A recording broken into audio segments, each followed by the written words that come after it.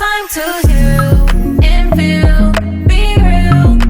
You just gotta take your time, unwind and chill.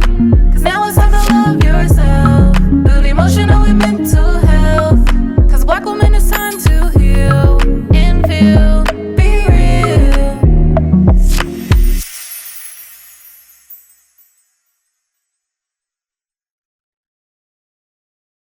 Hey y'all, it's Donika, and I'm here to talk about a new podcast that's on the rise that I think you all are going to love.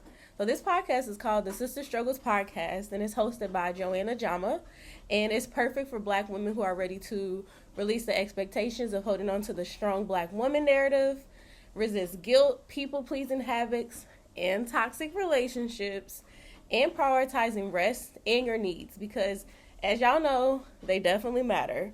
So go ahead and take a listen and let us know. It's available on all the platforms. So yeah, go check it out. Hey y'all, it's Myra, and I'm back for another episode of Black Woman Healing Podcast. And I wanted to bring y'all something a little bit different from what we usually do, in that I wanted to do a little bit of a three-part series honoring grief. I'm calling it the journey to inner peace after grief. I know I have come on here a few times and talked about my journey with grief, and I feel like these are important conversations to have ongoing, okay? So for this first episode, it's titled Embracing the Storm, Understanding Grief's Impact. What does that even mean? In the thick of grief, when it first starts, I know that I am steadily trying to figure out what I need. Let's pause there. How the hell are you going to know what you need when you're in the thick of the beginning of your grief? Oh, wait. You're not going to know. Most times we don't. And I think that whether you are in the thick of grief right now or not, I encourage you to just sit and exist. If you are not in the thick of grief, ask yourself what feels good right now, and if you can manage having someone help you do that thing when you're in your grief. And what I mean by that is low maintenance things, nothing that's too crazy. If you're someone that enjoys being around company,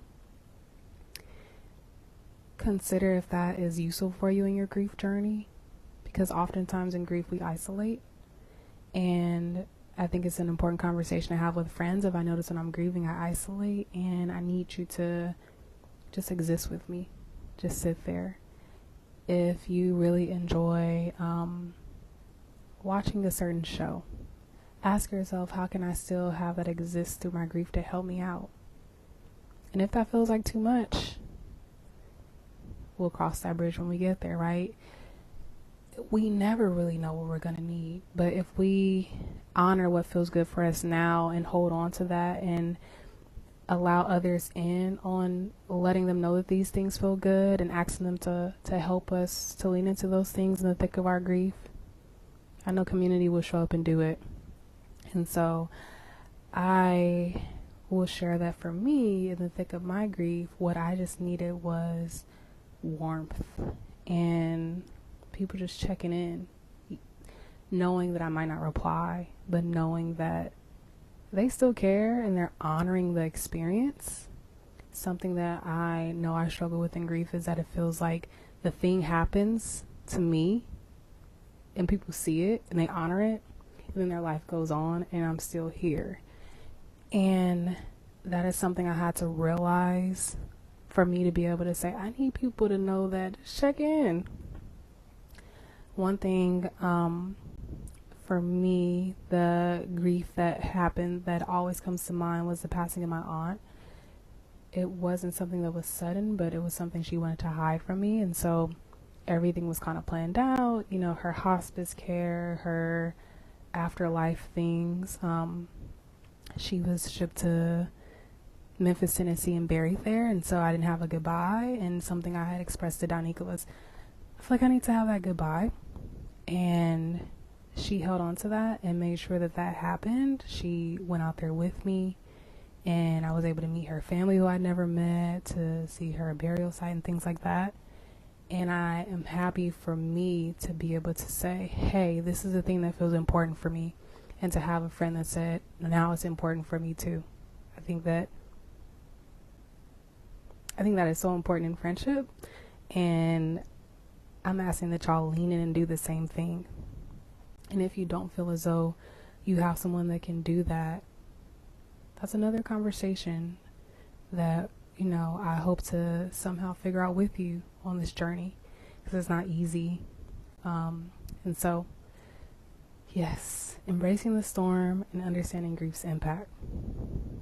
If you are someone that needs to sit down and write, I encourage you to create a timeline of the highs and the lows of the relationship.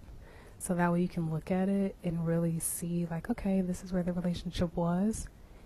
And even after they pass, you can continue that timeline of this is what the relationship is now and this is what it looks like, because you still have a piece of them with you, but it's going to look different. And so journal that, write it out. If you're I don't want to face it in that type of way, that's okay. Breathe through it. That is also another part of grief, breathing. Sometimes it feels like you've lost your breath. So breathing through it. So I hope that you're able to take away from this, communicating to your friends that this is what my needs typically are and that feel good for me. If you could help me with that, should grief happen, cool. The timeline thing can be really helpful.